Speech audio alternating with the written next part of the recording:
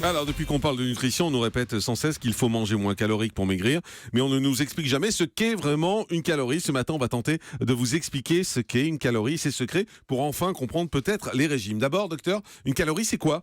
Alors, en fait, c'est une mesure, c'est une unité de chaleur qui permet de mesurer l'énergie. À la base, on avait deux possibilités. Soit on utilisait une unité de chaleur, donc c'est ce qu'on a fait avec la calorie, soit on utilisait une unité mécanique, ce qui aurait été plus logique, c'est-à-dire le joule. C'est pour ça que vous voyez sur les paquets alimentaires souvent kilocalories, kilojoules, parce qu'on ne parle plus en calories, c'est une trop petite unité, donc on parle en kilocalories, c'est-à-dire 1000 calories, donc c'est ça ce qu'on appelle les calories, et les joules, qui sont une unité de mesure, mais qui est une unité de mesure mécanique, et ça aurait été beaucoup plus logique, mais les gens sont confus là-dedans. D'ailleurs. C'est une unité de chaleur. Je vais vous expliquer quelque chose. Quand c'est une unité de mesure énergétique, c'est-à-dire qu'on cherche à comprendre, par exemple, je prends un aliment, je vais le brûler, je vais voir combien ça dégage de chaleur. Brûler dans le corps. Je vais d'abord le brûler dans un appareil, je vais voir combien ça dégage de chaleur, et en fonction de la chaleur que ça a dégagé, je vais lui donner un pouvoir, et ce pouvoir, ça sera le nombre de calories. D'accord. Il a dégagé de la chaleur. Combien de calories ? C'est en fonction de la chaleur qu'il a dégagée. Mais quel est l'intérêt de savoir quelle chaleur il dégage ? Parce que le corps ne fonctionne que comme ça. Le corps, c'est une chaudière. Quand vous l'alimentez, vous lui donnez des aliments. Il faut que vous mainteniez votre température à 37 degrés. Donc, combien de calories allez-vous donner à votre corps pour qu'il produise de la chaleur, pour maintenir votre corps à 37 degrés et pour fournir tout le travail qu'il est censé fournir, c'est-à-dire que vos bras bougent, que votre cœur batte, etc., etc. Mais dégager de la chaleur, ça ne veut pas dire que ça fait grossir. Non, mais dégager de la chaleur, c'est une obligation pour vous maintenir en vie. Ça, si vous j'ai n'avez compris. pas votre corps à 37 degrés, par exemple, quelqu'un qui descend en dessous des 35 degrés est en hypothermie, à 31 degrés, vous mourrez. Donc, vous devez rester en permanence à 37 degrés, donc ingérer suffisamment pour avoir ça. Ça, c'est clair. Mais quand on nous dit faites un régime, on vous dit baissez le nombre de calories. Si les calories, c'est de la chaleur, quel est le rapport entre la chaleur et le fait de grossir ? Non, c'est la façon d'exprimer l'énergie. Ça veut dire, on vous dit abaissez votre niveau de calories de telle façon à ce que pour fournir la chaleur dont vous avez besoin pour votre corps,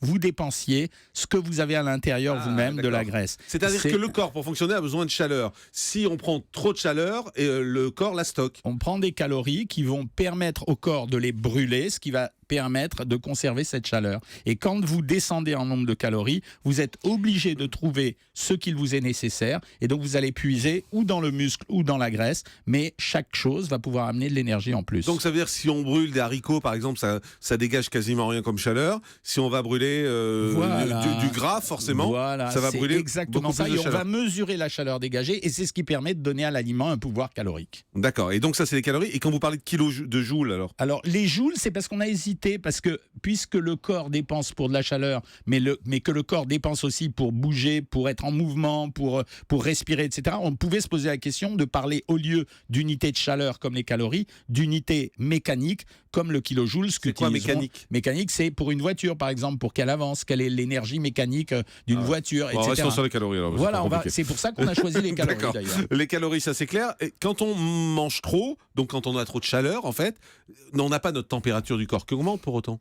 Alors si, par exemple, quand vous prenez de l'alcool, l'alcool ne peut pas se stocker, donc l'alcool va se dégager sous forme de chaleur, mais immédiatement. Les autres aliments, quand vous les aurez brûlés, par exemple, je vais manger un beefsteak et des pommes de terre, quand j'aurai brûlé ces aliments dans mon corps, ils vont fournir de l'énergie, soit j'ai la possibilité de les dépenser immédiatement ou dans la journée, soit si j'en ai trop mangé, moi j'ai le pouvoir de les stocker, car je vais les mettre soit dans la graisse, soit dans un petit peu de muscle. Et en fait, la chaleur, quand on a trop de chaleur, donc trop de calories dans notre corps, cette chaleur se transforme en graisse. Alors, ces calories vont finalement se transformer en graisse parce que j'en ai pris en excès et que je ne peux pas uriner les calories ou les éliminer, sauf, justement, c'est l'intérêt des produits complets, sauf si c'est des calories qui ne sont pas utilisables. Par contre, je répète, ce qui vous donne cette sensation de chaleur quand vous absorbez de l'alcool, c'est que le corps ne sait pas métaboliser, utiliser l'alcool, donc il le dépense immédiatement sous forme de chaleur. Elisabeth Assayag. C'est donc pour cela que, pour perdre des calories, le sport est indispensable. Alors, on associe le sport aux calories. Le sport, vous augmentez votre dépense d'énergie, donc vous augmentez la chaleur produite par votre corps, et c'est ça qui fait dépenser des calories, et c'est donc à ce moment-là que vous allez consommer les calories qui sont dans votre graisse ou dans votre muscle. C'est pour ça qu'il y a un équilibre à faire au moment de l'exercice sportif. Véronique. Et alors, qu'est-ce qui se passe si je fais du sport, je sors de mon cours de sport et je vais vite manger un énorme McDo avec des frites ? Alors, si ce McDo avec des frites correspond à la dépense d'énergie qu'il y a eu pendant la course, qui est de 250 à 350 250 calories par heure, alors à ce moment-là, il ne se passera rien. C'est-à-dire que il ne se produira rien. Si par contre, vous n'avez pas couru suffisamment, bien on revient dans le cas précédent, c'est-à-dire qu'on va stocker les calories en plus, pour une part sous forme de graisse, pour une part sous forme de muscle. Alors, ce qui complique un peu l'affaire, c'est que moi j'ai entendu parler de calories vides. Alors, ce qu'on appelle les calories vides, c'est les calories qui ne sont accompagnées de rien d'autre qu'à part la chaleur qu'elles produisent. Par exemple, on parle beaucoup pour ça des jus de fruits ou des sodas. Pourquoi ? Parce qu'on absorbe du sucre, mais à part le sucre, il n'y a rien autour. Il n'y a ni minéraux, ni vitamines, ni fibres, ni rien. Par contre, quand je mange une pomme, j'ai pas des calories vides parce que j'ai des fibres, j'ai des vitamines ou j'ai des minéraux. Donc, c'est ça la différence entre calories vides et calories non vides. Quand je prends des calories vides, je prends juste de quoi alimenter mon corps. Ça peut être utile de temps en temps, on en a parlé pour les sportifs, mais dans la vie quotidienne, pour la plupart des gens qui s'observent, non, c'est pas utile. Donc si je comprends bien, si on veut maigrir, en fait, il faut dépenser plus de calories que ce qu'on en consomme. Voilà, et c'est pour ça que c'est honteux, tous les gens qui balancent que ça sert à rien de compter les calories. Ça ne fonctionne que comme ça et ça ne fonctionnera que comme ça.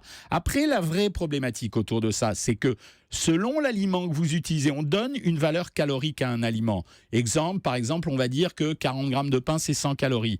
Eh bien, il va y avoir une partie de ces calories qui, selon la nature du pain, seront utilisées à 100% et selon la nature de l'autre pain, seront utilisées un peu moins.